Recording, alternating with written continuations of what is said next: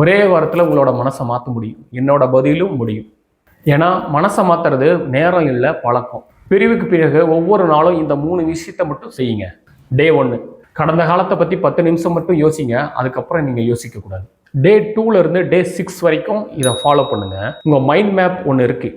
அதில் உங்களோட மைண்டில் நீங்கள் என்ன டேக்கு உண்டான செயல் பண்ணணுமோ அந்த செயல் தான் மேப்பாக உங்களுக்குள்ளே கன்வெர்ட்டாக ரன் ஆகணும். அந்த ஒரு மேப்பில், அந்த ரோடில் வேறு எந்த ஒரு வெஹிக்கிளும் அலோவ் பண்ணாதீங்க உங்கள் மைண்டால். டெய்லியும் நீங்கள் செய்யக்கூடிய ஆக்ஷன், அதோட ஃபோக்கஸ் அந்த ரோட் மேப்பில் மட்டும்தான் ஃபோக்கஸ் ஆகணும். அதர்வைஸ் அவுட் சைட்லேயோ இல்லை பாஸ்ட்லேயோ போகக்கூடாது. டே 7, ஃபஸ்ட்டு டேக்கும் 6th டேக்கும் உள்ள கம்பேரிசனை இப்போ 7th டேக்கு நீங்கள் அப்ளை பண்ணி பார்க்கணும்.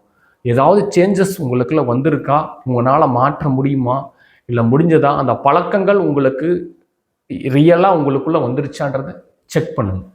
மனசு ஒரே நாளில் மாறாது, ஆனால் ஒரே நாளில் மாறதுக்கு உண்டான முடிவு எடுக்கலாம். 7 days சேலஞ்ச் ரெடியா?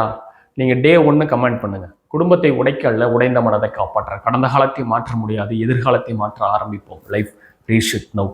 இந்த வேதனையிலேருந்து நீங்கள் 100% ரெக்கவரி ஆகிறதுக்கு, உங்கள் லைஃப்பை ரீஸ்டார்ட் பண்ணி, ரீபில்ட் பண்ணி, நியூவாக புது லைஃபுக்காக நீங்கள் ஃபோக்கஸ்டாக கொண்டு போகணுன்னா, காண்டாக்ட் பண்ணுறேன்னா என்னோடய பயோவில் லிங்க் இருக்குது, காண்டாக்ட் பண்ணுங்கள்.